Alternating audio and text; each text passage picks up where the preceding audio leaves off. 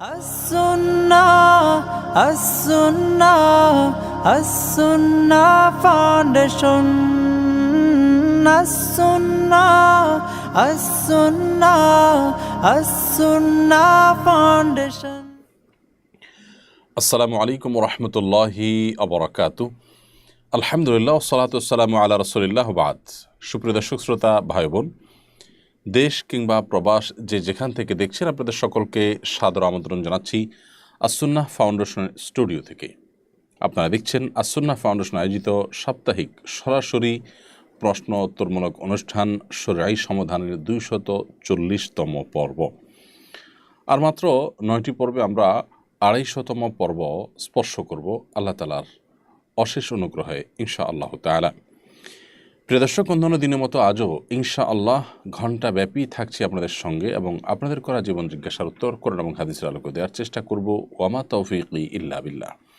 আপনার যে কোনো জীবন জিজ্ঞাসা কোরআন এবং হাদিসের আলোকে তার উত্তর জানবার জন্য এই পোস্টের মন্তব্যের ঘরে বাংলায় সংক্ষেপে লিখুন। আমরা ইনশাআল্লাহ বেশি থেকে বেশি সংখ্যক প্রশ্নের উত্তর দেওয়ার আপ্রাণ চেষ্টা অব্যাহত রাখব।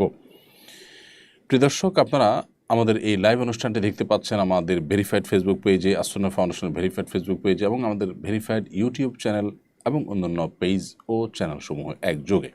যে কোনো জায়গায় প্রশ্ন করলে ইনশাআল্লাহ বিইذনিল্লাহ আপনারা সেই প্রশ্নের উত্তর যথাযথভাবে পেয়ে যাবেন বলে আমরা আশা করছি ইনশাআল্লাহ তাআলা। প্রিয় দর্শক, আস-সুন্নাহ ফাউন্ডেশনের কোনো আপডেট সাধারণত থেকে থাকলে আপনাদেরকে আমরা সেটি জানিয়ে থাকি। আজ আপনাদেরকে জানাবার মতো আপডেট হলো যে এখনও পর্যন্ত বন্যা দুর্গত এলাকায় প্রায় প্রতিদিনই নিয়ম করে এক বাস করে লোক এলাকায় চলে যাচ্ছে এবং তারা তথ্য উপাত্ত যেগুলো যাচাই করা রয়েছে আবেদনকারীদের, বিশেষ করে পুনর্বাসনের জন্য যারা আবেদন করেছেন সেগুলো যাচাই বাছাইয়ের কাজ তারা করছেন। এটা প্রতিদিনই চলছে এবং একটা পর্যায়ে গিয়ে আল্লাহ যদি আমাদেরকে বাঁচিয়ে রাখেন, আমরা ইনশাআল্লাহ বিইذনিল্লাহ পুনর্বাসনের বাস্তবায়ন আপনাদেরকে দেখাতে পারবো। অর্থাৎ এই পুনর্বাসন বাস্তবায়ন হওয়ার পর আমরা কী ধরনের ঘর মানুষকে করে দিচ্ছি তার একটা দৃষ্টান্ত আপনাদের সামনে আমরা আশা করছি উপস্থাপন করতে পারবো। চলুন তাহলে আমরা প্রশ্ন উত্তরের আলোকিত ভুবনে প্রবেশ করি। ইতিমধ্যে অনেকগুলো প্রশ্ন আমাদের কাছে আমরা দেখতে পাচ্ছি। এর মধ্যে নূর আহমেদ বারভূঁইয়া এই আইডি থেকে আপনি লিখেছেন, মৃত্যুর সময় কালিমা নসিব হওয়ার জন্য কি আমল করতে হবে? একজন ইমানদারের সবচেয়ে বড় চাওয়া, সবচেয়ে বড় পাওয়ার বিষয় হলো যে তার জীবন যখন তিনি অবসান হবে তখন তার ঈমান সাথে থাকবে, ঈমান সাথে নিয়ে তিনি যেতে পারবেন। দুনিয়া থেকে যাওয়ার সময় যদি আমরা ঈমানদার হয়ে যেতে পারি, মান কানা আখিরু কালামিহি লা ইলাহা ইল্লাল্লাহ দাখালাল জান্নাহ, যে ব্যক্তির জীবনের শেষ কথা হবে লা ইলাহা ইল্লাল্লাহ, অর্থাৎ ঈমানের উপরে অটল অবিচল অবস্থায় যে ব্যক্তির মৃত্যু হবে সে ব্যক্তি জান্নাতে প্রবেশ করবে। অতএব মৃত্যুর সময় যেন আমাদের কালিমা নসিব হয়, মৃত্যুর সময় যেন আমাদের ঈমান থাকে, বিশেষ করে মৃত্যুর সময় শয়তানের সাথে ঈমানদারদের লড়াই হয়ে থাকে।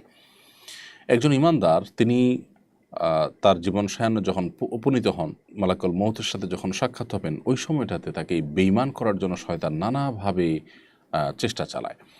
শয়তানের সেই চেষ্টায় অনেকে পরাস্ত হন, আবার অনেকে ঈমানের উপরে অটল থাকেন। এই জন্য মৃত্যুর আগ মুহূর্ত পর্যন্ত একেবারে পুরো জীবনেই ঈমানের চর্চা করার পাশাপাশি মৃত্যুর মুহূর্তেও যেন ঈমানের উপর আমরা অটল থাকি, তার জন্য আমাদের বিশেষ যত্নশীল হওয়া প্রয়োজন। সেই জন্য ভাই নূর মোহাম্মদ, আপনার প্রশ্নটি খুবই গুরুত্বপূর্ণ।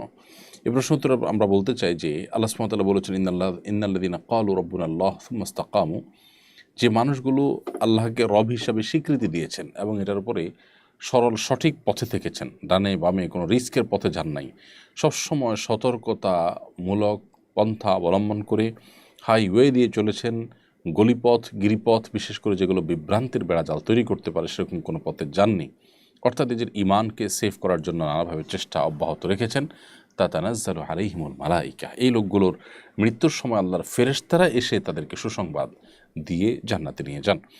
তো এই আয়াত থেকে বোঝা গেল যে আল্লাহকে রব হিসাবে স্বীকৃতি দেওয়ার পর এটার উপর অটল অবিচল থাকা, সিরাতে মুস্তাকিমের উপরে থাকা, সরল সঠিক পথে থাকা, কোরআন সুন্নাহর আলোকে চলা এবং বিভ্রান্তি বা সন্দেহের যে বেড়াজাল আছে সেখান থেকে নিজেকে দূরে রাখা, এটি মৃত্যুর সময় ঈমান নসিব হওয়ার অন্যতম একটি আমল। আরেকটি আমলের কথা বলতে পারি, আল্লাহ সুবহানাহু ওয়া তাআলা কোরআনে কারিমে বিভিন্ন দোয়া আমাদেরকে শিক্ষা দিয়েছেন। নবী সাল্লাল্লাহু আলাইহি ওয়াসাল্লাম বিভিন্ন দোয়া আল্লাহ তাআলার কাছে করতেন। এর মধ্যে থেকে একটি দোয়া হলো কোরআন কারীমের দোয়া, যে আল্লাহ সুবহানাহু ওয়া তাআলা ইরশাদ করেছেন, রব্বানা লা তুযিগ কুলুবানা বা'দা ইয হাদাইতানা ওয়া হাব লানা মিন লাদুনকা রাহমা। আল্লাহ, একবার হেদায়েত দেওয়ার পর আপনি আমাদের অন্তরকে আর বক্র করে দিবেন না, বাঁকা করে দিবেন না, এবং আপনার পক্ষ থেকে আপনি আমাদেরকে রহমত এবং অনুগ্রহ দান করুন। এই যে দোয়া, এই দোয়ার মাধ্যমে হেদায়েত পাওয়ার পর যেন আমরা আর বিভ্রান্তির দিকে না যাই, হেদায়েত পাওয়ার পর যেন আমরা আর গোমরাহির দিকে না যাই, সেজন্য আল্লাহ সুবহানাহু ওয়া তাআলার কাছে কিন্তু পানাহ চাওয়া হলো। অতএব এই দোয়া আপনি যত বেশি বেশি পড়বেন, আশা করা যায় আল্লাহ রাব্বুল আলামিনের কাছে আপনি ঈমানকে অটল অবিচল রেখে দুনিয়া ত্যাগ করতে পারবেন এবং আল্লাহর সাথে সাক্ষাৎ করতে পারবেন। ঈমান মৃত্যু নসিব হওয়ার জন্য নবী সাল্লাল্লাহু আলাইহি ওয়াসাল্লামের অনেকগুলো দোয়া রয়েছে এবং অনেকগুলো আমল রয়েছে। কমন যে দোয়াগুলো আছে নবী সাল্লাল্লাহু আলাইহি ওয়াসাল্লাম প্রতিনিয়ত পড়তেন, সেগুলো আমরা পড়তে পারি। আর বিশেষ করে মেসওয়াকের আমলটির ফজিলত বর্ণনা করতে গিয়ে অনেক উলামা একরাম, অনেক বিশেষজ্ঞগণ বলেছেন যে ঈমানের মৃত্যু এর মাধ্যমে নসিব হয়।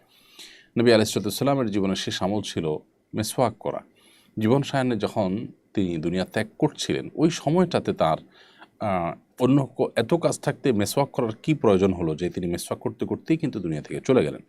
এখান থেকে অনেক উলামা একরাম মাসআলা বা ইজতিহাদ করে বলেন যে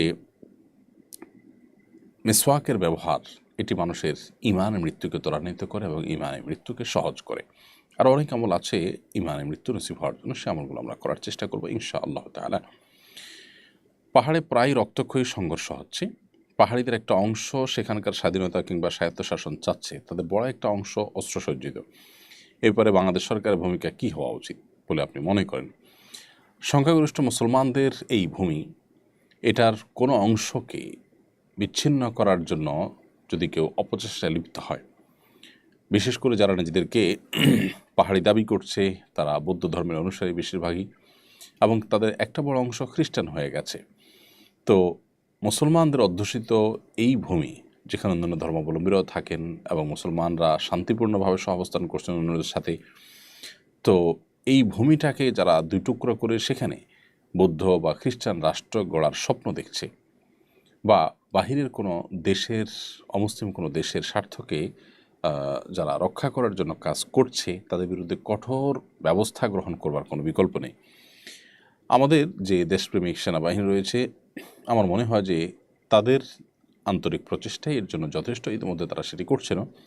এর পাশাপাশি জনগণকে যদি তারা প্রয়োজন মনে করেন, জনগণকে তারা এই কাজে ইনভলভ করবেন, অথবা সরকার যদি মনে করেন, অথবা যদি সুযোগ তৈরি হয়, তাহলে আমাদেরও আল্লাহকে সন্তুষ্ট করবার জন্য এই নিজের প্রিয় মাতৃভূমি, এই ভূখণ্ডকে রক্ষা করার জন্য আমাদেরকে যার যার জায়গা থেকে ভূমিকা রাখতে হবে এবং কাজ করতে হবে।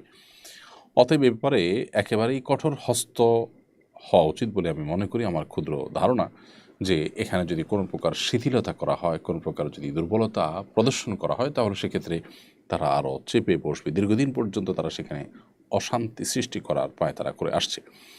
মনিজাহান লিখেছেন, তালাকপ্রাপ্তা নারী আর বিধবা নারীর ইদ্যত কি এক? তালাকপ্রাপ্তা নারী 3 মাস ইদ্যতকালে বিয়ে করা ছাড়া স্বাভাবিক জীবনযাপন করতে পারবে কি না? তালাকপ্রাপ্তা নারী আর বিধবা নারীর ইদ্যতের সময়সীমা এক নয়।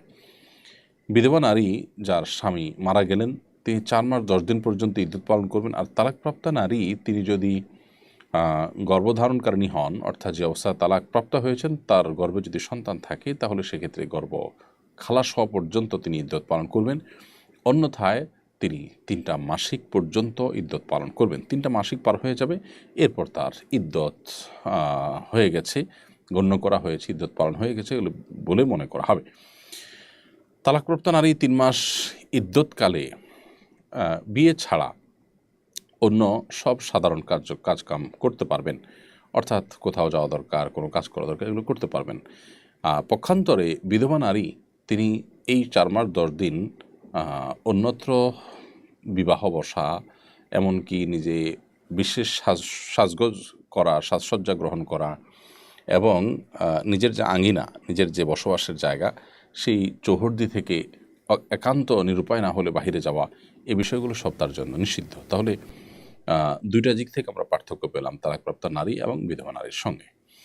এমডি মাশরাফি, আপনি লিখেছেন, হেদায়েত পাওয়ার জন্য কি কি দোয়া পড়ব? হেদায়েত পাওয়ার জন্য সবচেয়ে কমন দোয়া তো ভাই সেই দোয়া যে দোয়া আমরা 5 ওয়াক্ত নামাজে প্রত্যেক রাকাতে পাঠ করে থাকি। স্বয়ং আল্লাহ সুবহানাহু ওয়া তাআলা যে দোয়া আমাদেরকে শিখিয়েছেন সেটি হলো ইহদিনাস সিরাতাল মুস্তাকিম। আল্লাহ সিরাত মুস্তাকিম বা সরল পথের হেদায়েত আমরা আপনার কাছে চাই।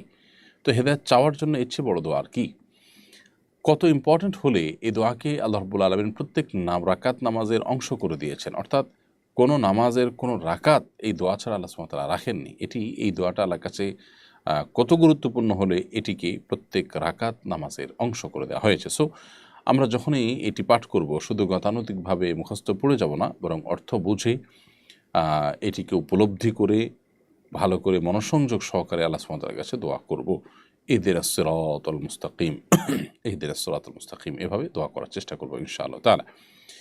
এর বাইরে আরও অনেক দোয়া আছে কোরআন হাদিসের আলোকে, যেগুলোর মাধ্যমে আমরা হেদায়েতের উপরে অটল অবিচল থাকতে পারি। যেমন আল্লাহুম্মা হাদিনা ফিমান হাদাইত, একটা দীর্ঘ দোয়ার প্রথম অংশ এটি। আল্লাহুম্মা হাদিনা ফিমান হাদাইত, আল্লাহ আপনি যাদেরকে হেদায়েত দিয়েছেন বা দিবেন তাদের মধ্য থেকে আপনি আমাকে শামিল করবেন। এভাবে আল্লাহ সুবহানাহু ওয়া তাআলার কাছে দোয়া করতে হবে। এর বাইরে আল্লাহ সুবহানাহু ওয়া তাআলার কাছে হেদায়েতের দোয়া করার জন্য নবী সাল্লাল্লাহু আলাইহি ওয়াসাল্লামের আরও অনেক দোয়ার একটি হলো আল্লাহুম্মা আরিনাল হাক্কা হাক্কাও ওয়ারযুকনা ইত্তিবাআহ, আল্লাহ যেটি সত্য সেটি আমার কাছে সত্য হিসাবে আপনি উদ্ভাসিত করে দিন এবং সেটি অনুকরণ করার তৌফিক আমাকে দান করুন।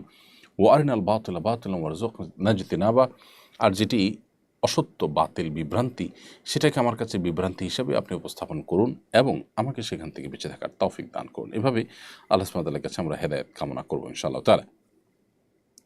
তাসনিমা আক্তার আয়েশা লিখেছেন, আমার পাশে যে পরিবারগুলো থাকে সবাই হিন্দু ধর্মের।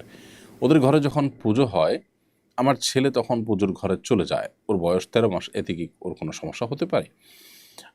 বোন তাসলিমা, আপনার প্রতিবেশী অন্য ধর্মাবলম্বী, তারা তাদের ধর্ম পালন করছে, সেটিতে কোনো অসুবিধা নেই।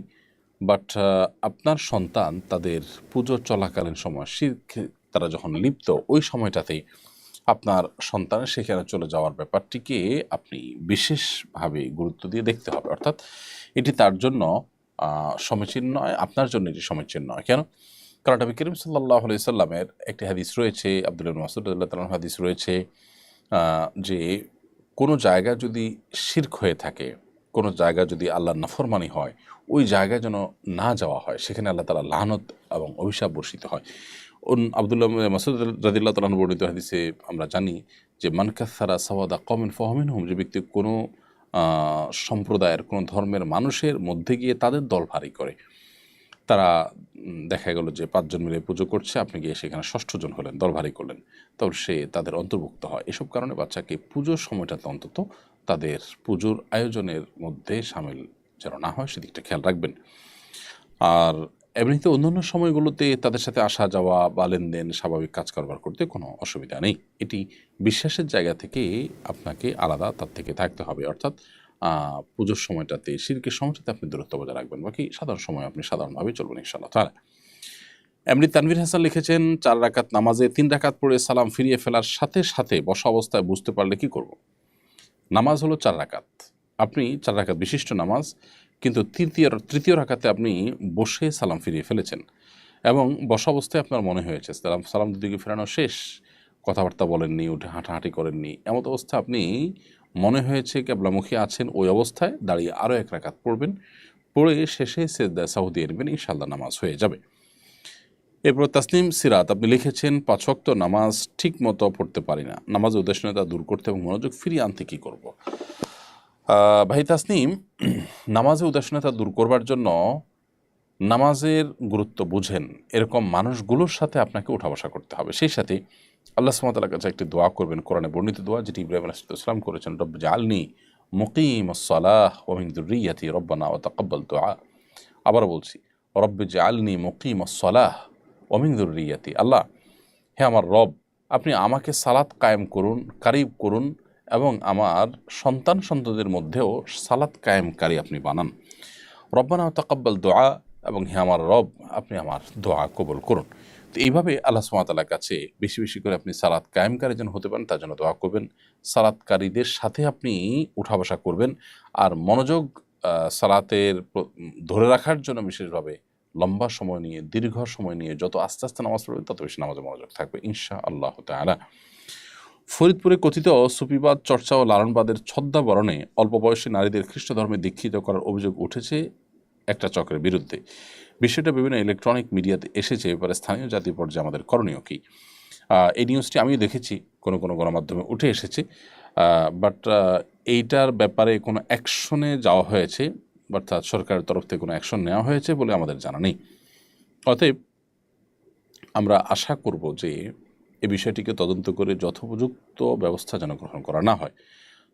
আমাদের দেশে নানা রকমের ফান্দে ফেলে, মানুষকে বিভ্রান্তের মধ্যে ফেলে বিভিন্ন ধর্মে দীক্ষিত করা হচ্ছে দীর্ঘদিন থেকে। খ্রিস্টান ধর্মে মানুষকে দীক্ষিত করার কথা আমরা জানি, আহমদিয়া অর্থাৎ কাদিয়ানি ধর্মে মানুষকে দীক্ষিত করার কথা আমরা জানি। এগুলোকে মানুষ মুসলমানদের ধর্ম মনে করে অনেকটা বিভ্রান্ত হয়ে তাদের দলে ভিড়ে যায়। তো এই বিষয়গুলো আসলে খুব সিরিয়াসলি দেখা উচিত, এবং এগুলোর ব্যাপারে কেন জানি যারা যখন ক্ষমতা আসেন তারা একটু উদাসীন থাকার চেষ্টা করেন বা ভয় পান হয়তোবা, যে এটাকে তারা মনে করেন স্পর্শকাতর ইস্যু।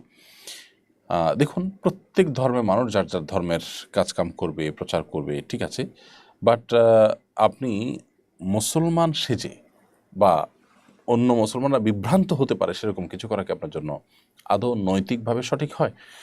আমি একটি ব্র্যান্ড আমার আছে, সেই ব্র্যান্ড এটার কাছাকাছি আরেকটা নাম বা কাছাকাছি ডিজাইনের কাছাকাছি লোগোর আরেকটা নাম, আরেকটা ব্র্যান্ড যদি কেউ দাঁড় করায়, আমি নিশ্চয়ই সেটাকে নৈতিক বলতে পারি না, আপনি নিশ্চয়ই সেটাকে নৈতিক বলবেন না, সেটা না জায়েজ হতে পারে না। সংশ্লিষ্ট অথরিটি কখনো সেটা কোনো অনুমোদন দিবে না যে দুইটাই প্যারালালে যদি চলে তাহলে মানুষ তো বিভ্রান্ত হয়ে যাবে। এবং এটা যে নকল, আপনি যেটা করেছেন এটা যে নকল, সেটা বোঝার অপেক্ষা রাখে না। অতএব যারা ইসলামের নাম দিয়ে বা ইসলামের সাথে রিলেট করে মানুষকে বিভ্রান্ত করছে, এই যে সুফিবাদের নাম দিয়ে, আপনি লালনবাদের নাম দিয়ে আপনি মানুষকে খ্রিস্টান ধর্মের ভিতরে দীক্ষিত করার চেষ্টা লিপ্ত আছেন, এটি সুস্পষ্ট প্রতারণা, এবং এটি থামানোর জন্য প্রশাসনের সর্বোচ্চ হস্তক্ষেপ করা প্রয়োজন। তা নাহলে সাধারণ যে সমস্ত দিনদার মুসলমানরা আছেন তারা ক্ষুব্ধ হয়ে যাবেন, এবং পরিস্থিতি যদি অনভিপ্রেত কোনো পর্যায়ে চলে যায় সেটা আমাদের কারোর কাম্য হতে পারে না। এই জন্য আগে থেকে এটাকে উদ্যোগ নিয়ে থামানো দরকার এবং এটার ব্যাপারে ব্যবস্থা গ্রহণ করা দরকার তদন্ত সাপেক্ষে। আমরা জানি যে খ্রিস্টানরা এদেশে মুসলমানদেরকে বিভ্রান্ত করার জন্য নাম দেয় ঈসাই মুসলিম, আর কাদিয়ানিরা বিভ্রান্ত করার জন্য বলে আহমদিয়া মুসলিম। মানে আপনি মুসলিম ঠিক আছেন, অথচ আপনি যদি মোহাম্মদ সাল্লাল্লাহু আলাইহি ওয়াসাল্লামের প্রতি ঈমান না আনেন তাহলে আপনি কাফির। আপনি যদি মোহাম্মদ সাল্লাল্লাহু আলাইহি ওয়াসাল্লামকে শেষ নবী বিশ্বাস না করেন তাহলে আপনার ঈমান থাকে না। এখন ঈমান থাকা না থাকার বিষয়গুলো নিয়ে আজকাল আমরা অনেকে এমনভাবে মন্তব্য করি যেন আমরা এই বিষয়ে বিশেষজ্ঞ। আমাদের কাছে ভাবটা এমন মনে হয় যে ঈমান এটা বোধ হয় একবার আনলে জীবনে আর কখনো যাবে না। ঈমান বোধ হয় চিরকাল টিকে থাকে এমন কোনো বিষয়, অথচ ঈমান হলো বিশ্বাস। আপনার বিশ্বাস পরিপন্থী কোনো কিছু আপনি করেছেন, বলেছেন, প্রকাশ করেছেন, এটাই আপনার ঈমানহীনতার প্রমাণ। অতএব এটার বোঝার জন্য খুব বেশি পণ্ডিত হওয়ার প্রয়োজন নেই। এমত অবস্থায় যারা লালনবাদ, সুফিবাদ চর্চার নামে খ্রিস্টান ধর্ম প্রচার করছে এবং অল্প বয়সী নারীদেরকে টার্গেট করছে, তাদের বিরুদ্ধে যথাযথ ব্যবস্থা গ্রহণ করবার জন্য সংশ্লিষ্ট কর্তৃপক্ষে বিনীতভাবে আমি আহ্বান জানাচ্ছি। জাহির আহমেদ ভূঁইয়া লিখেছেন, নামাজে ইমাম সাহেব রুকু হতে উঠে রব্বানা লাকাল হামদ বলবেন কি? ইমাম সামি আল্লাহু লিমান হামিদাহ শুধু এটুকু বলবেন, আর মুক্তাদি বলবেন বাকি অংশ, অর্থাৎ রব্বানা ওয়ালাকাল হামদ হামদান কাসীরান তাইয়িবান মুবারাকান ফিহ, এটা বলবেন মুক্তাদি। এটা ইমাম সাহেব বলবেন না, কারণ নবী করিম সাল্লাল্লাহু আলাইহি ওয়াসাল্লাম এ সংক্রান্ত যে হাদিস বলেছেন সেখানে স্পষ্ট বলা আছে, ইযা ক্বালাল ইমাম সামি আল্লাহু লিমান হামিদাহ কুলু রব্বানা ওয়ালাকাল হামদ। অর্থাৎ ইমাম যখন সামি আল্লাহু লিমান হামিদা বলবেন তখন তোমরা বলবে রব্বানা ওয়ালাকাল হামদ। এখানে কিন্তু ডিউটি ভাগ করে দেওয়া হয়েছে যে ইমাম কতটুকু বলবেন, মুক্তাদিরা কতটুকু কখন বলবেন। এখান থেকে বোঝা গেল যে ইমাম সাহেব মুক্তাদিদের সাথে সাথে রব্বানা ওয়ালাকাল হামদ বা রব্বানা ওয়ালাকাল হামদ বলার কোনো প্রয়োজন নেই। আর রব্বানা লাকাল হামদ এটি আমাদের সমাজে বহু প্রচলিত হলেও রব্বানা ওয়ালাকাল হামদ, আল্লাহুম্মা রব্বানা ওয়ালাকাল হামদ নানাভাবে কিন্তু বর্ণিত আছে। যে কোনো একটা পড়লে ইনশাআল্লাহ বিইذنিল্লাহ রুকু থেকে ওঠার তাসবিহ আদায় হয়ে যাবে। আল রাফাত আপনি লিখেছেন, সুন্নাত নামাজে কি সানা পড়তে হবে? হ্যাঁ ভাই আল রাফাত, সুন্নাত নামাজেই কিন্তু আপনাকে সানা পড়তে হবে। সানা যেটি, এটি আসলে দোয়ায়ে ইস্তেফতাহ বা সালাত শুরু করার দোয়া। আপনি সালাত শুরু করছেন যেটা দিয়ে, আল্লাহর প্রশংসা দিয়ে শুরু করছে, এই জন্য সানা বলা হয় এটাকে। সানা মানে আল্লাহর প্রশংসা, আল্লাহর গুণকীর্তন। তো ফরজ শুধু নয়, ফরজ, ওয়াজিব, সুন্নত, নফল সমস্ত নামাজের শুরুতেই আপনি এই সানা তথা দোয়ায়ে ইস্তেফতাহ বা সালাত শুরু করার দোয়া এটি আপনি পড়বেন। তবে এক্ষেত্রে আমরা বলে রাখতে চাই, সালাত শুরু করার দোয়া বা দোয়া ইস্তেফতাহ এটা কিন্তু একটা বা নির্দিষ্ট ফিক্স কোনো দোয়া নয়। আমরা শুধুমাত্র একটা দোয়ার কথা জানি যে সালাতের শুরুতে আমরা পড়ে থাকি সুবহানাকা আল্লাহুম্মা ওয়া বিহামদিকা ওয়া তাবারাকা ইসমুকা ওয়া তাআলা জাদ্দুকা ওয়ালা ইলাহা গায়রুক। মাশাআল্লাহ, এটা খুবই অর্থবহ এবং আল্লাহর প্রশংসা প্রকাশ করে এমন একটি দোয়া। কিন্তু এর পাশাপাশি নবী সাল্লাল্লাহু আলাইহি সাল্লাম আরও বিভিন্ন দোয়াও কিন্তু এই জায়গায় পাঠ করতেন। আল্লাহুম্মা বা'আদ বাইনি ওয়া বাইনা খাতায়ায়া কামা বা'আদতা বাইনাল মাশরিক ওয়াল মাগরিব। আরও বিভিন্ন দোয়া নবী সাল্লাল্লাহু আলাইহি সাল্লাম পড়তেন, সেগুলো আমাদের শিখে রাখা দরকার। মাঝে মধ্যে আমরা চাইলে একাধিক ফরম্যাটে একটা এক সময় পড়তে পারি। মাজারে হামলার প্রতিবাদে ফকিরি গানের আয়োজন করেছে মাজারপন্থীরা, কিন্তু স্টেজে এরকম কিছু লোকও ছিল যারা শরীয়ত স্বীকার করে না, নামাজ রোজা দরকার মনে করে না, এমনকি নামাজের সময় তারা খাবার গ্রহণ করেছে, নামাজ পড়তে যাননি, এমন জাতীয় দৈনিকের নিউজ পর্যন্ত হয়েছে। এ ধরনের সুফিবাদ যারা লালন করে তাদের উপর শরীয়তের বিধান কী? দেখুন, আল্লাহ সুবহানাহু ওয়া তাআলা বলেছেন লিকুল মিনহুম শারআতুন ওয়া মিনহাজা। প্রত্যেক জাতিকে আল্লাহ সুবহানাহু ওয়া তাআলা আলাদা আলাদা শরীয়ত দিয়েছেন এবং আল্লাহ সুবহানাহু ওয়া তাআলা বলেছেন শারআ লাকুম মিনাদ-দীনি মা ওয়াসসা বিহি নূহান ইলা আখির আয়া। অর্থাৎ আল্লাহ সুবহানাহু ওয়া তাআলা তিনি শরীয়ত প্রণয়ন করেছেন, শরীয়ত আমাদেরকে দান করেছেন, আমাদের কল্যাণার্থে দিয়েছেন। তো আল্লাহর এই শরীয়ত, আল্লাহর যে আদেশ নিষেধ গোটা কোরআন জুড়ে রয়েছে, এগুলোকে যদি কেউ অস্বীকার করে তাহলে সে মুসলমান থাকার কোনো সুযোগ নেই। আমাদের দেশে তথাকথিত এরকম ফকির বা মাজারপন্থী যারা আছে এদেরকে অনেকেই মুসলমান মনে করেন, সাধারণ মানুষ অনেকেই মুসলমান মনে করেন এবং সেটি নিছকই আমাদের ধারণাগত ভুল। মূলত কেউ যখন শরীয়তকেই অস্বীকার করে, আল্লাহর আদেশ নিষেধগুলোকেই অস্বীকার করে, তাহলে সে আর মুসলমান থাকে না। দেখুন, আপনি একটা রাষ্ট্রে আছেন, আপনি একটি রাষ্ট্রের নাগরিক হিসাবে যদি সেই রাষ্ট্রের সংবিধান, রাষ্ট্রের চৌহদ্দি, রাষ্ট্রের সীমানা কোনো কিছু যদি আপনি না মানেন, তাহলে আপনি সেই রাষ্ট্রের প্রতি আস্থাশীল বা সেই রাষ্ট্রের নাগরিক হিসেবে নিজেকে আসলে দাবি করতে পারেন না। আমরা অনেকে এই জায়গাটাতে ভুল করি। আমরা মনে করি যে কে মুসলমান আর কে কাফের এটা তো আল্লাহ ভালো জানেন। এটা মুসলমানের সংজ্ঞা না জানার কারণে বলে থাকি আমরা। মুসলমান মানে হলো আত্মসমর্পণকারী। যে আত্মসমর্পণ করে নাই, আল্লাহর আদেশ মানে না, তো সে মুসলমান না। আর যে আত্মসমর্পণ করেছে আল্লাহ সুবহানাহু ওয়া তাআলার কাছে, মানতে পারুক না পারুক, সে স্বীকার করে, তাহলে এই ব্যক্তি হলো মুসলমান। অতএব এই যে এই সমস্ত পীর ফকিরদের একটা বড় অংশ, তারা কিন্তু ইসলামের গণ্ডি থেকে খারিজ হয়ে যায়। তারা নামাজ কালাম পড়ে না, রোজা রাখে না এবং নানা রকমের অপব্যাখ্যা কোরআনে তারা করে থাকে। তারা যেভাবে কোরআনে ব্যাখ্যা করেন, এইভাবে ব্যাখ্যা যদি করা হয় তাহলে সেক্ষেত্রে দিন কেন দুনিয়ার কোনো কিছুকে আর ঠিক রাখা যাবে না। এক একটা মন গড়া ব্যাখ্যা হাজির করা যাবে। বিধায় এই মানুষগুলোকে আমরা হেদায়েতের পথে আসার জন্য আহ্বান করব। নামাজের আজান হচ্ছে আর তারা সেখানে এই অনুষ্ঠানে, অর্থাৎ এই যে মাজারে হামলার প্রতিবাদে তারা যে গান করছিলেন, এটা তাদের তামাশা, এটা ইসলাম নয়। এটি তিনি আলম হতে কিন্তু পরিষ্কার। সাজ্জাদ কারিম লিখেছেন, কাউকে জাকাত দেওয়ার পর যদি মনে হয় সে আসলে জাকাতের হকদার নয়, তাহলে সেক্ষেত্রে করণীয় কি?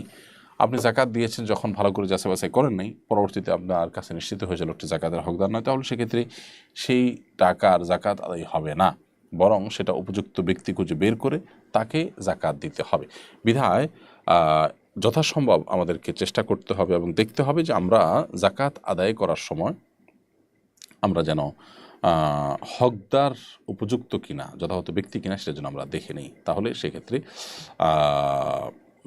সেক্ষেত্রে আমরা ইনশাআল্লাহ বিইذনিল্লাহ জাকাত আদায় হয়েছে বলতে পারবো। এরপর প্রশ্ন করেছেন নাজরুল ইসলাম শান্ত, আপনি লিখেছেন কোনো খাবারে অ্যালকোহলের ফ্লেভার মেশানো হলে সে খাবার খাওয়া যায় হবে কিনা? কোনো খাবারে যদি অ্যালকোহলের ফ্লেভার মেশানো হয়, অ্যালকোহল না, অ্যালকোহলের ফ্লেভার, তাহলে সেক্ষেত্রে সন্দেহাতীতভাবে সেটাও আমাদের অ্যাভয়েড করা উচিত, বর্জন করা উচিত। যদি সেটা মাদকের যে সংজ্ঞা তার মধ্যে না পড়ে বা অ্যালকোহল যদি সেটা না হয়, জাস্ট তার ফ্লেভার থাকে, হারাম কোনো উপাদান যদি তার মধ্যে না থাকে, তাহলে সেটা খেলে মৌলিকভাবে সে হারাম হবে না, মাদক যেভাবে হারাম সেরকম, কিন্তু হারামের সাথে সাদৃশ্য গ্রহণ করাও অনুচিত। কারণ এর ফলশ্রুতিতে হারামের প্রতি টান তৈরি হয়, আকর্ষণ তৈরি হয়, সেই জায়গা থেকে এটা অ্যাভয়েড করা দরকার। সেনাবাহিনীর নারী সদস্যরা চাইলে ইউনিফর্মের সঙ্গে হিজাব পরতে পারবেন। কর্মকর্তা ও নার্সিং সেবায় armed forces nursing service AFNS কর্মরতরা অন্যান্য পদবীর নারী সেনা সদস্যদের হিজাব পরার ক্ষেত্রে এতদিন ধরে থাকা বিধিনিষেধ সম্প্রতি তুলে নেওয়া হয়েছে। বিষয়টা সম্পর্কে আপনার মন্তব্য জানতে চাই। খুবই চমৎকার একটি ঘটনা এটি ঘটেছে। এটা নিয়ে আমরা ভাবছিলাম যে সংশ্লিষ্ট দায়িত্বশীলদের সাথে আমরা দেখা করব, সাক্ষাৎ করব এবং মুসলিম নারীদের হিজাব পড়ার অধিকারের ব্যাপারে আমরা কথা বলবো।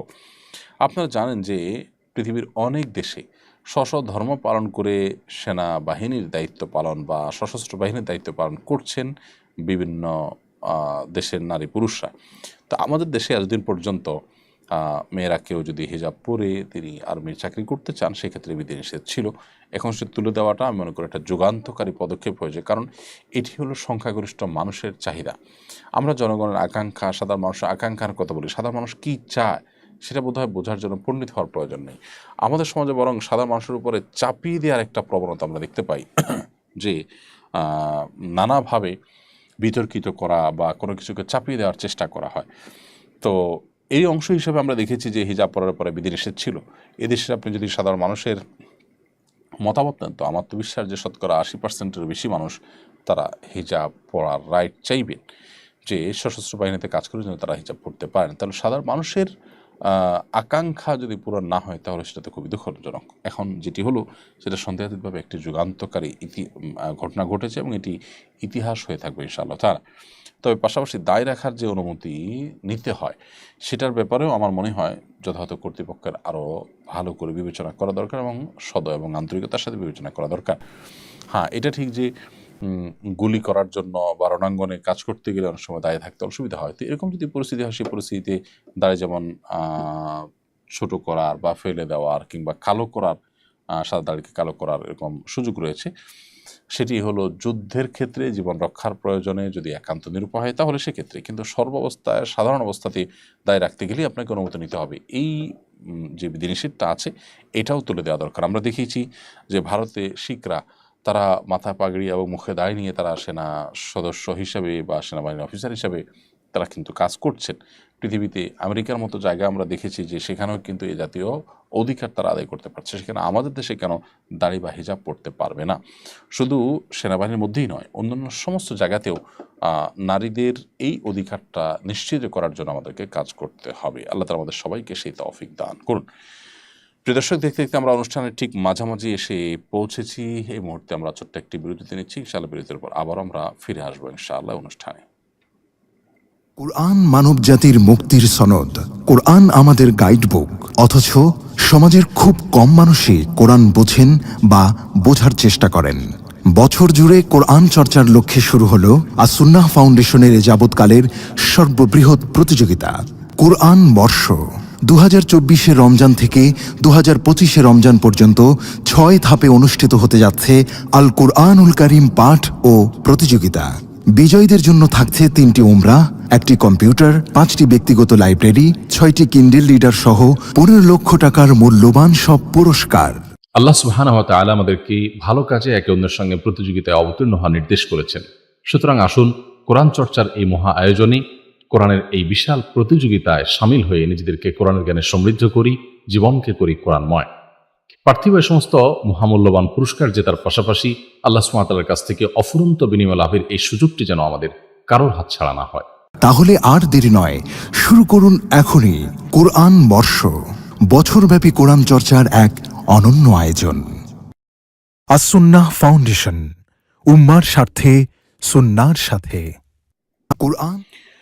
প্রিয় দর্শক, বিরতির পর আবারও আপনাদেরকে স্বাগতম জানাচ্ছি আস-সুন্নাহ ফাউন্ডেশন আয়োজিত সাপ্তাহিক সরাসরি প্রশ্ন উত্তরমূলক অনুষ্ঠান শরঈ সমাধানের 240তম পর্বে। বিরতির আগে আমরা অনেকগুলো প্রশ্ন উত্তর দিয়েছি আল্লাহ তাআলার অশেষ অনুগ্রহে। বিরতির পরে আমি দেখতে পাচ্ছি অনেকগুলো প্রশ্ন আমার সামনে রয়েছে। নিপুণ ফারহান আপনি লিখেছেন, মুসলিমরা মেডিটেশন করতে পারবে কি না?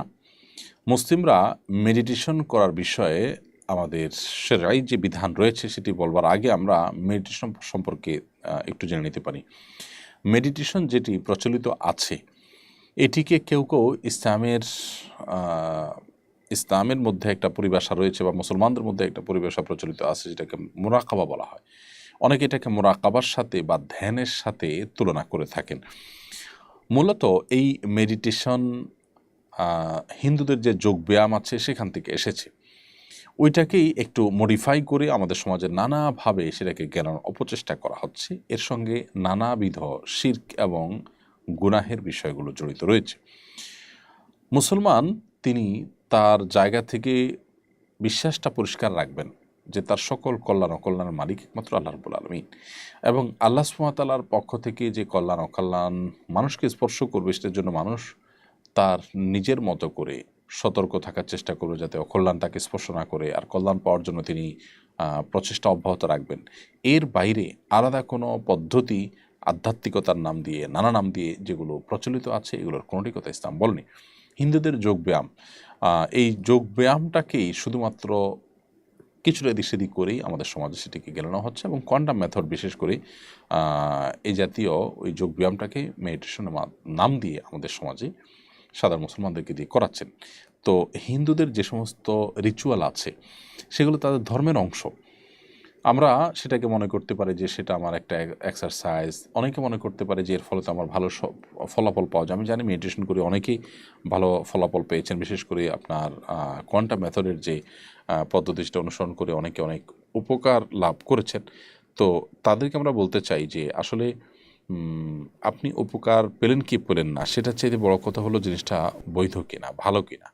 অনেক অবৈধ, অনেক অন্যায় বিষয় দিয়ে মানুষ উপকার লাভ করতে পারেন, তাই বলে বিষয়টা কিন্তু ন্যায় হয়ে যায় না। বিধায় একজন মুসলমান হিসেবে আমার ইমানের জন্য ক্ষতিকর, আমার ইমানের সাথে অসঙ্গতিপূর্ণ অন্য ধর্মের মানুষের রিচুয়াল, এরকম কোনো বিষয়কে আমরা আমাদের গায়ে টানতে পারি না বা সেটাতে নিজেরা মাখামাখি করতে পারি না। ভালোবাসার ফানুস এই আইডি থেকে আপনি লিখেছেন, বিবাহিত জীবনে সুখী হবার জন্য করণীয় কি? সুখী দাম্পত্য জীবন যাপনের জন্য পরামর্শ দিবেন। বিবাহিত জীবনে সুখী হওয়ার জন্য, শান্তিতে থাকবার জন্য, সুখ পাওয়ার জন্য দুটি জিনিস দম্পতিকে উভয়কে মেনে চলতে হয়। তার একটি হলো সবর, আর একটা হলো শুকর। অর্থাৎ যে কোনো পরিস্থিতিতে ধৈর্য ধারণ করা এবং জীবনসঙ্গীর ভালো বিষয়গুলো যেটাই দেখবো আমরা সেটা দেখে শুকর আদায় করতে পারা। পজিটিভ জিনিসগুলো দেখে শুকর আদায় করা, নেগেটিভ জিনিসগুলো দেখলে সবর করা, ধৈর্য ধারণ করা। এই দুটি জিনিস ছাড়া কখনো সুখী দাম্পত্য জীবন সম্ভবপর হয় না।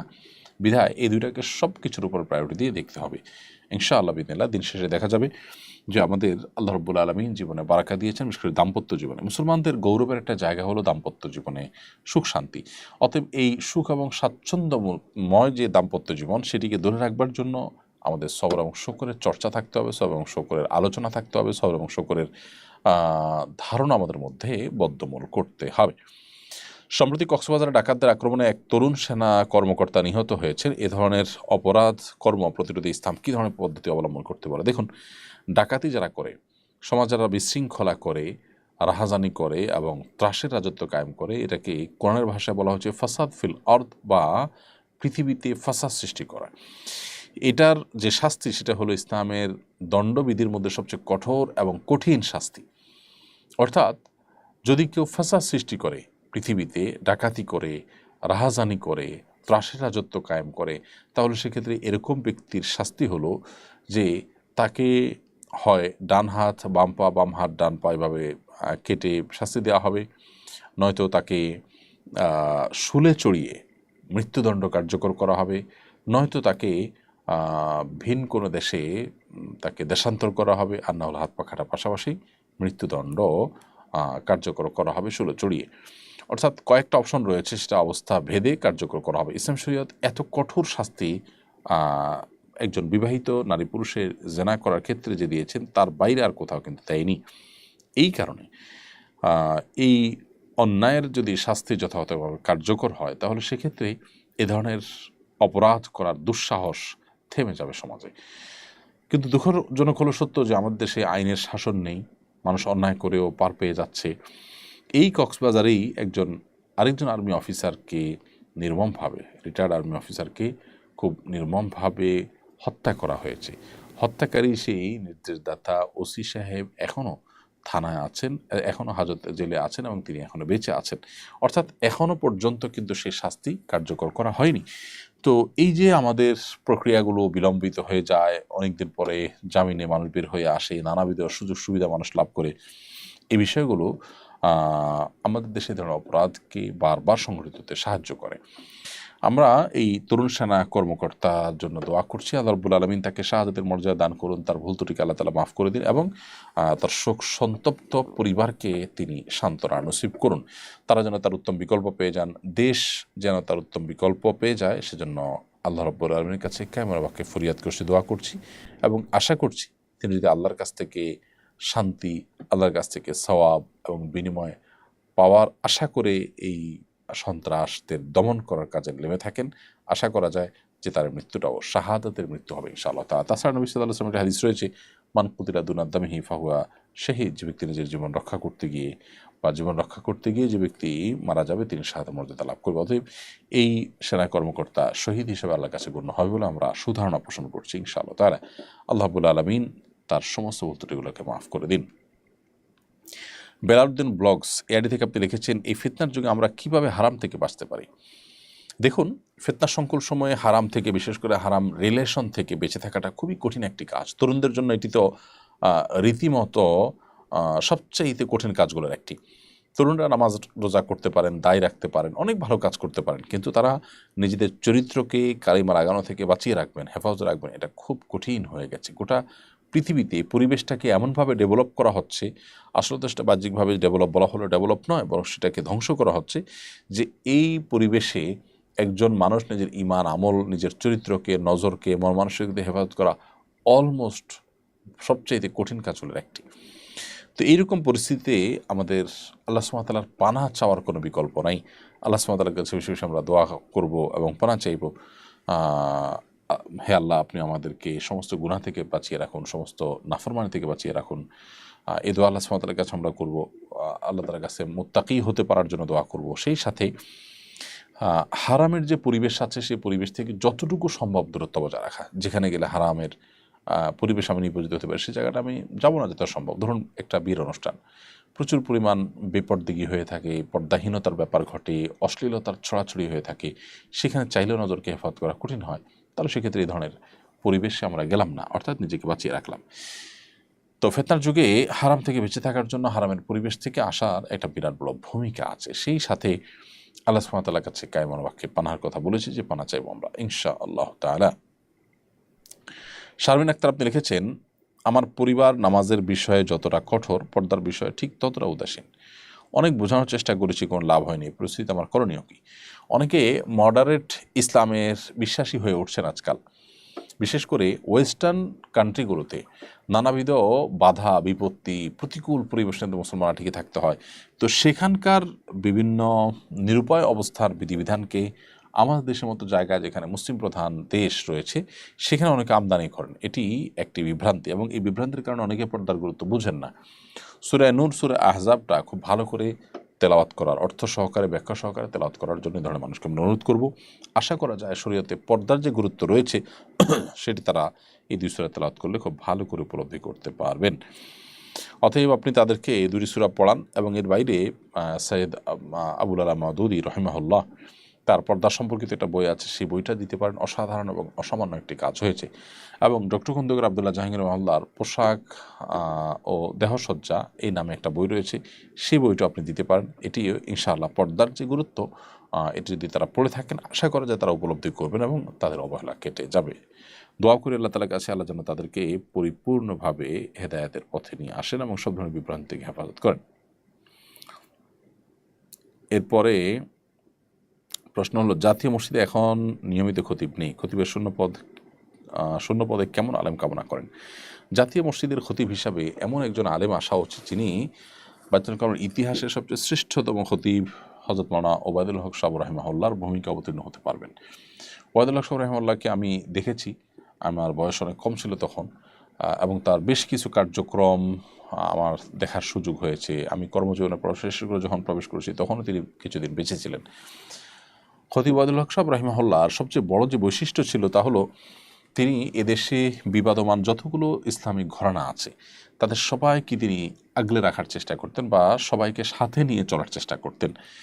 তো তার যে এই বৈশিষ্ট্য ছিল, এই বৈশিষ্ট্যটার কারণে মুসলমানদের মধ্যে সেরকম দলাদলি, অর্থাৎ যতগুলো দল আছে সেটা আরও ভয়াবহ পরিগ্রহ করার কথা ছিল, এরকম কোনো কিছু তার জীবদ্দশা অন্তত হয়নি, বরং অনেকগুলো ঐক্যের প্রচেষ্টা হয়েছে তার জীবদ্দশাতে। অতএব বিভিন্ন ঘরানার মানুষদেরকে আপন করতে পারেন, ধারণ করতে পারেন, ভ্রাতৃত্ব বোধ যেন থাকে সবার প্রতি, উদারতা যেন থাকে, এরকম একজন মানুষ বায়তুল মুল খতিব হওয়া উচিত। সেই সাথে অবশ্যই তার বেসিক যোগ্যতা হিসাবে কোরআন হাদিসের গভীর জ্ঞান তার থাকতে হবে, গভীর ধারণা তার থাকতে হবে। এক্ষেত্রে কোনো বয়স্ক বৃদ্ধ মানুষই হতে হবে নট নেসেসারি, যোগ্য, উপযুক্ত এবং ব্যক্তিত্ব সম্পন্ন একজন মানুষ হওয়া উচিত। ইসলামকে মিডিয়া এবং অন্যান্য ক্ষেত্রে চমৎকারভাবে উপস্থাপন করার মতো দক্ষতা থাকা দরকার। এই বিষয়গুলো যদি লক্ষ্য করা হয় তাহলে আশা করা যায় জাতীয় মসজিদে জাতির যে আকাঙ্ক্ষার প্রতিফলন হয় সেরকম একজন খতিব পাওয়া যাবে। আল্লাহ তাআলা আমাদেরকে সেরকম খতিব পাওয়ার তৌফিক দান করুন।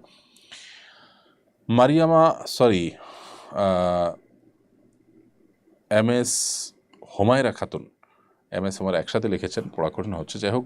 MS হুমায়রা খাতুন আপনি লিখেছেন, শুনেছি কারো বয়স 100 বছর হলে এরপর নাকি গুনাহ হয় না, সেটা কতটুকু বলবেন? না, এরকম কোনো কথা নেই যে এত বছর বয়স হলে তারপর আর গুনাহ হয় না বা পাপ হয় না। বিষয়টা হলো, কোনো মানুষ যদি একটা এমন বয়সে পৌঁছে যান যখন আসলে তার হিতাহিত জ্ঞান থাকে না, সেন্স থাকে না, তার কোনো কিছু নিজের নিয়ন্ত্রণ নাই, তিনি কিছুই জানেন না, এই পর্যায়ে চলে গেলে তখন তার গুনাহ লেখা হয় না। অর্থাৎ যদি তার অজান্তে কোনো গুনাহ হয়ে যায়, দেখা যাচ্ছে যে হাঁটুর উপরে কাপড় উঠে গেল, যেটা সতর উন্মুক্ত হয়ে গেল, অথচ তিনি জানেন না যে হাঁটুর উপরে কাপড় উঠে গেছে এবং এটা নিয়ন্ত্রণ করার ক্ষমতা তার না, এরকম যদি হয় তাহলে সেক্ষেত্রে তার সেই গুনাহ লেখা হবে না। এটা হলো ইস্যু। এখানে বয়সের ব্যাপার না। অনেকে আছে 100 বছরের পরও মাশাআল্লাহ খুব শক্ত থাকেন, বিশেষ করে জাপানে, কোরিয়াতে, পৃথিবীর অনেক দেশে আছেন যে 100 বছর বা 100 বছরের কাছাকাছি সময় বয়স হওয়ার পরও মানুষ যথেষ্ট স্ট্রং থাকেন শারীরিকভাবে। তো এরকম ব্যক্তিরও কোনো গুনাহ লেখা হবে না, ব্যাপারটা সেরকম না। এটা হলো কেউ নিরুপায় হয়ে গেছেন, কেউ অনন্যোপায় হয়ে গেছেন, তখন ওই ব্যক্তির ওই অনন্যোপায় অবস্থায় যদি গুনাহগুলো হবে সেগুলোর জন্য আল্লাহ সুবহানাহু ওয়া তাআলা তাকে দায়ী করবেন না।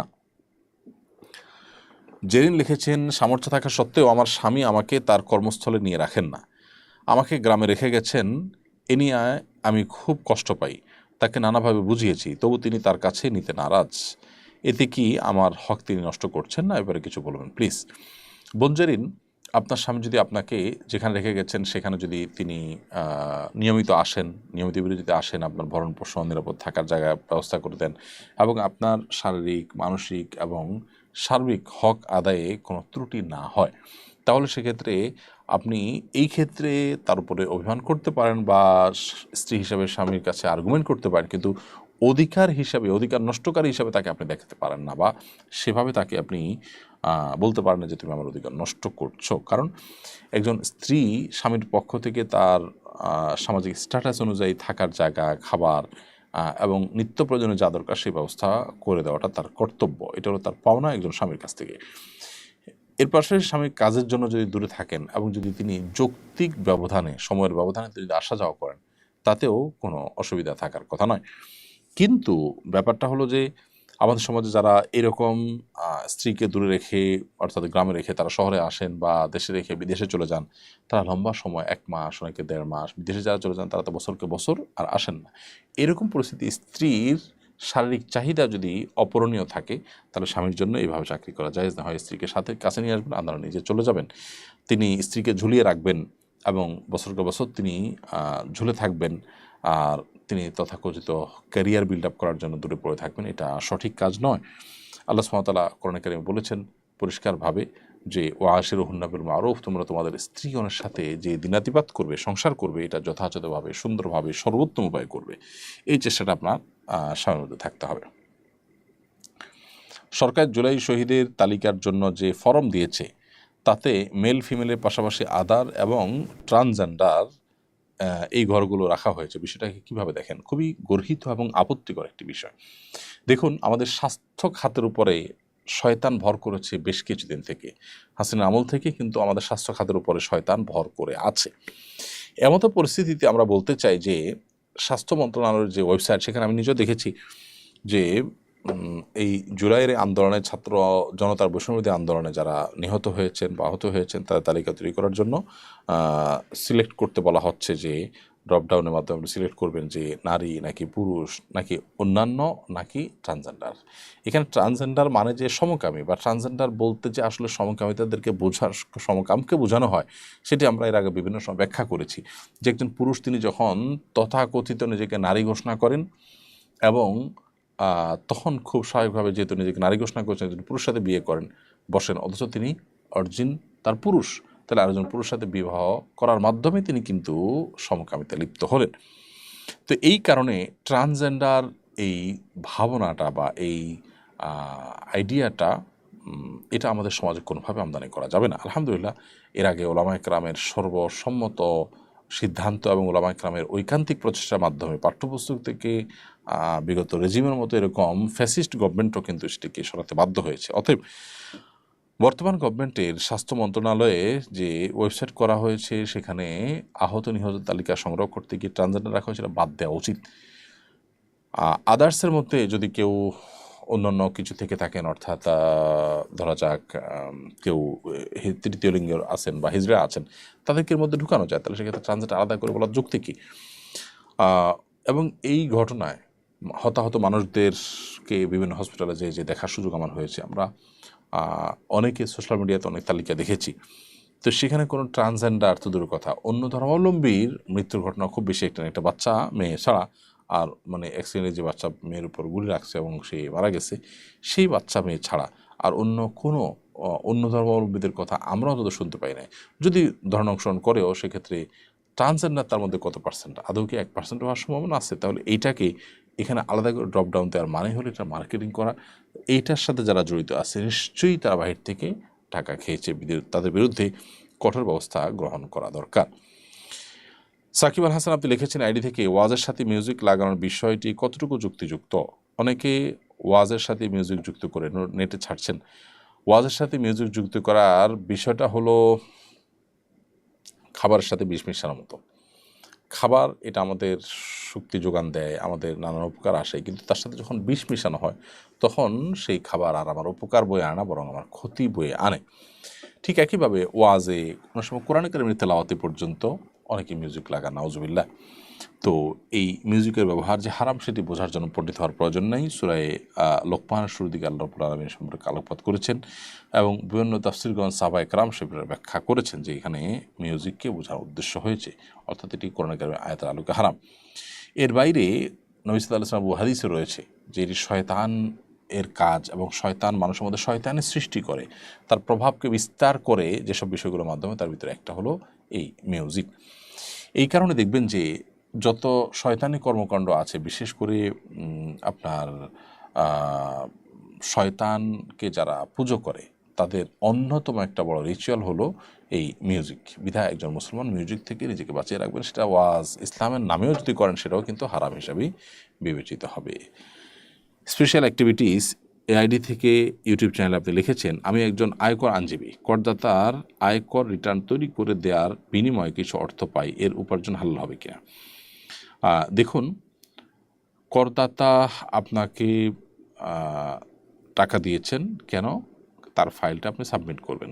আপনি সাবমিট করেছেন, সেখানে যদি কোনো প্রকার অন্যায় না করে থাকেন, মিথ্যাচার না করে থাকেন, কোনো প্রকার প্রতারণা আশ্রয় না করে থাকেন, তাহলে সেক্ষেত্রে সেটা আপনার জন্য জায়েজ। এবং এটার বিনিময়ে আপনি তাকে যে সার্ভিস দিচ্ছেন, বুদ্ধি পরামর্শ দিচ্ছেন, কাগজপত্র রেডি করে দিচ্ছেন, এর বিনিময়ে গ্রহণ করা আপনার জন্য সম্পূর্ণ হালাল হবে। সম্প্রতি ভারতের এক ধর্মগুরু এবং ক্ষমতাসীন দলের এক নেতা আমাদের নবী সাল্লাল্লাহু আলাইহি সাল্লাম এবং ইসলাম ধর্ম নিয়ে কটূক্তি করেছে। এর প্রতিবাদে সেখানকার মুসলমানরা চলো মুম্বাই নামে পদযাত্রা শুরু করেছেন। ভারতের দিনের ইসলাম মুসলিমদের ঘৃণা প্রকাশের মাত্রা বেড়েই চলেছে। এর প্রেক্ষিতে সেখানকার মুসলমানদের কারণে কী বলে মনে করেন? দেখুন, ভারতীয় ধরনের ইসলাম বিদ্বেষ আজকে নতুন নয়। হ্যাঁ, বিগত আমলগুলোর তুলনাতে বিশেষ করে আমরা এইবার দেখেছি, বিশেষ করে এই বিজেপির যে লম্বা শাসন আমল চলছে, সেই শাসন আমলে যে মুসলমানরা সেখানে একেবারেই অনিরাপদ। ভারতের তথাকথিত যে ধর্ম নিরপেক্ষতার কথা বলা হয়ে থাকে, এই ঘটনা তার স্বরূপকে উন্মোচন করেছে। যে ধর্মনিরপেক্ষতার নাম দিয়ে সেখানকার সংখ্যালঘু মুসলমানদের উপরে যেভাবে নির্যাতন চালানো হচ্ছে, মানসিকভাবে নির্যাতন চালানো হচ্ছে, এই যে তথাকথিত পুরোহিত, তিনি প্রিয় নবী সাল্লাল্লাহু আলাইহি ওয়াসাল্লাম সম্পর্কে আপত্তিকর যে সমস্ত মন্তব্য করেছেন, সেগুলো ভারতের তথাকথিত ধর্মনিরপেক্ষতাবাদের যে আসল রূপ সেটাকে ফুটিয়ে তোলে। এই জন্য আসলে আমরা যদি ভালো মুসলমান হই তাহলে জগৎটা যেরকম পরিবর্তিত হয়ে যাবে, ঠিক একইভাবে প্রত্যেক দেশের নাগরিকরা নিজেরা ভালো না হলে তাদের আসলে সংবিধানে কি আছে না আছে সেটা দিয়ে আসলে তাদেরকে সভ্য অসভ্য ভালো মন্দ নিরূপণ করা যায় না। একজন সাধারণ মানুষ হিসাবে আমরা যে কাজগুলো করতে পারি সেগুলোর কথা আমি বলবো, এবং সেই সাথে সে দেশের মুসলমানদেরকেও আমরা বলবো যে আপনারা আপনাদের জায়গা থেকে প্রতিবাদ অব্যাহত রাখুন। এবং এখানে শান্তিপূর্ণ প্রতিবাদ করতে গিয়ে যদি আপনি মৃত্যুর মুখে পতিত হন, আশা করে যে আল্লাহ তাআলার কাছে আপনি সাহায্যের মর্যাদা লাভ করবেন। কারণ এটা অনেক বড় একটি বিষয় যে অন্যায়ের বিরুদ্ধে আমরা কথা বলবো, বিশেষ করে যখন শিরকে লিপ্ত হতে বলা হচ্ছে বা নবী সাল্লাল্লাহু আলাইহি সাল্লামের প্রতি অবমাননা করার প্রচেষ্টা করা হচ্ছে। দেখুন, মুসলমানের অন্য সব বিষয়ে ছাড় দেওয়ার সুযোগ থাকলে নবী সাল্লাল্লাহু আলাইহি সাল্লামের মর্যাদার ক্ষেত্রে কোনো ছাড় দেওয়ার সুযোগ নেই। এই জন্য এই বিষয়টাকে সর্বোচ্চ গুরুত্ব দিয়ে আমাদেরকে দেখতে এবং প্রতিবাদ অব্যাহত রাখতে হবে। আমরা যারা দেশে আছি তারা এর প্রতিবাদ স্বরূপ সে দেশের সমস্ত পণ্যগুলো বয়কট জোরদারভাবে আমরা করতে পারি। এছাড়া আলম খান লিখেছেন, মৃত্যু পর্যন্ত কিভাবে ঈমানকে মজবুত রাখা যায়। দুঃখিত, মৃত্যু পর্যন্ত ঈমানকে সুদৃঢ় রাখবার জন্য কোরআন কারীমকে আঁকড়ে ধরার কোনো বিকল্প নেই। আল্লাহর আয়াতগুলোকে পড়া, বোঝা, উপলব্ধি করা, পুনর্পাঠ করা এবং আঁকড়ে ধরা, এটা হলো ঈমানকে দৃঢ়ভাবে আঁকড়ে ধরার জন্য অন্যতম উপায় এবং মাধ্যম। মুসাদ্দক খন্দকার, আপনি আমাদের ইউটিউব চ্যানেলে লিখেছেন, আমার বোনের স্বামী আমার বোনকে কথায় কথায় 3 লক্ষ টাকার বান্দি বলে। এবারে কিছু বলুন। ভাই খন্দকার, আপনার বোনকে আপনার ভগ্নিপতি যে কথা বলে থাকেন এটা ছোট লোকের কথা, এবং এই কথার কারণে তিনি আল্লাহর কাছে গুনাহগার হবেন। 3 লক্ষ টাকা যদি মহর ধার্য হয়ে থাকে, সেটা আপনার বোনের প্রাপ্য অধিকার। তার প্রাপ্য অধিকার নিয়ে তাকে কটাক্ষ করা বা তাকে ব্যঙ্গ করা বা তাকে ট্রল করা, এটা নিচুতা ছাড়া আর কিছুই নয়। আমরা দোয়া করি আল্লাহ তাআলা তাকে হেদায়েত দান করুন, তার মধ্যে আল্লাহর ভয় যেন জাগ্রত হয়, তিনি যে ভালো মানুষ হন সেই তৌফিক আল্লাহ তাআলা তাকে দান করুন। এবং সেই সাথে আপনার বোন যদি সবর করেন তার এই অত্যাচার সহকারেও আল্লাহ তাআলা তাকে আজর বিনিময় দান করবেন। আর যদি দেখা যায় যে তার আসল সংশোধন এর আশা খুবই ক্ষীণ, এদিকে আপনার বোন তার কাছ থেকে ডিভোর্স নেওয়ার মাধ্যমে অন্যত্র বিয়ে ব্যবসা দিতে যেতে পারেন, এরকম যদি হবে বলে মনে হয় এবং ওই লোকের সংশোধনের উপায়ও না থাকে, তাহলে সেক্ষেত্রে সেদিকে যথাযথ যে অভিজ্ঞ মানুষ আছেন তাদের সাথে পরামর্শ করে সেদিকে যাওয়ার রাইটও আছে। বাট 3 লক্ষ টাকার বাদী বলা স্ত্রীকে, এটা গালি, এটা অন্যায়, এটা অবিচার। তিনি আল্লাহ সুবহানাহু ওয়া তাআলার কাছে কঠোর জবাবদিহিতার মুখোমুখি হতে হবে এই কারণে। অতএব আমরা আল্লাহকে ভয় করবো ইনশাআল্লাহ। বাংলাদেশে একটি বেসরকারি বিশ্ববিদ্যালয় অ্যাসোসিয়েট ডিনের রুমের নেম প্লেটের রংধনু সাইন ছিল, তাতে লেখা ছিল my door is open to everyone. স্পষ্ট যে তিনি ট্রান্সজেন্ডার ও সমকামিতার সমর্থক। অবশ্য প্রতিবাদের পরে সাইনটা সরিয়ে নেওয়া হয়েছে। বাংলাদেশের মতো মুসলিম প্রধান দেশে প্রকাশ্যে এই ধরনের দৃষ্টতার শাস্তি কী হওয়া উচিত? দেখুন, আমরা জানি আমাদের প্রচলিত আইনেও সমকামিতা এটা শাস্তিযোগ্য অপরাধ হিসাবে এটাকে উল্লেখ করা হয়েছে। বাংলাদেশের ধর্ম বর্ণ বিশেষে সকল ধর্মের সকল বর্ণের মানুষ সমকামিতাকে ঘৃণা করে এবং এটাকে পাপ অপরাধ মনে করে, অন্যায় মনে করে। অর্থাৎ এই দেশের মানুষের মূল্যবোধ পরিপন্থী একটি কাজ এটি। সেটিকে পশ্চিমা দুনিয়া থেকে যারা আমদানি করার চেষ্টায় রত আছেন বা লিপ্ত আছেন, সেই মানুষগুলো বেশিরভাগই আসলে বিদেশিদের দৃষ্টি আকর্ষণ করা, তথাকথিত সুশীল সাজা, বিভিন্ন দেশে ভিসা প্রাপ্তি কিংবা বিভিন্ন দেশ থেকে নানান প্রজেক্ট পাওয়ার জন্য এই কাজগুলো সাধারণত সচরাচর করে থাকেন। যে দেশের সংখ্যাগরিষ্ঠ মানুষ একটি কর্মকে ঘৃণা করে, যে দেশের প্রচলিত আইন একটা জিনিসকে অপরাধ হিসেবে উল্লেখ করা হয়েছে, সেটাকে সহজীকরণের যে প্রচেষ্টা, সেটা হলো রাষ্ট্রবিরোধী কর্মকাণ্ড, সেটা হলো গণবিরোধী কর্মকাণ্ড, গণের আকাঙ্ক্ষা বা জনসের আকাঙ্ক্ষার বিপরীত কাজ করার মধ্য দিয়ে মানুষকে শত্রু জায়গা দাঁড় করানো হচ্ছে। বিধায় এই জায়গাটাতে আমাদের সবাইকে সোচ্চার হতে হবে এবং অন্যায়কারীরা কোনোভাবে যাতে অন্যায় করে পার না পায় সেদিকে খেয়াল রাখতে হবে। এরপর নাজমা আক্তার, আপনি লিখেছেন, বাবা মায়ের জীবদ্দশায় ছেলেমেয়েরা সম্পদের ভাগিদার হতে পারবে কিনা? বাবা মায়ের জীবদ্দশায় ছেলেমেয়েরা সম্পদ পেতে পারে বাবা মা যদি তাদেরকে উপহার হিসাবে দেন সেই হিসাবে। তবে কোরআন সুন্নাহ বর্ণিত হার অনুযায়ী ছেলেমেয়েরা যে সম্পদের ভাগ পাওয়ার কথা, সেটা হলো বাবা মার মৃত্যুর পর। সেটা জীবদ্দশায় কখনো তারা নিতে পারেন না। হ্যাঁ, জীবদ্দশায় বাবা মা যদি খুশি হয়ে সন্তানদের মধ্যে ভাগযোগ করে দিয়ে দেন, ঠিক আছে, ছেলেকে কিছু দিলেন, মেয়েকে কিছু দিলেন, ভাগযোগ করে তাদেরকে সম্পদ দিয়ে দেন, তাহলে সেটা জায়েজ আছে, এটা একান্ত বাবা মার ব্যাপার। কিন্তু তারা দিলেও সেক্ষেত্রে সমতা বজায় রেখে তারপর দিতে হবে। আর মৃত্যুর পরপর তারা সন্তানরা নিজেদের মধ্যে বাপ দাদার বাবা মা যিনি মারা যান তার সম্পদে অন্যদের যে অধিকার আছে সেটি তারা আদায় করবেন। তাহলে সেক্ষেত্রে জীবদ্দশাতে আপনি আপনার সন্তানকে গিফট দিতে পারবেন, সেক্ষেত্রে সমতা বজায় রাখতে হবে। আর সন্তান বাবা মার কাছ থেকে গিফট নিতে পারবেন, সেক্ষেত্রেও তার সমতা বজায় রাখা হচ্ছে কিনা খেয়াল রাখবেন।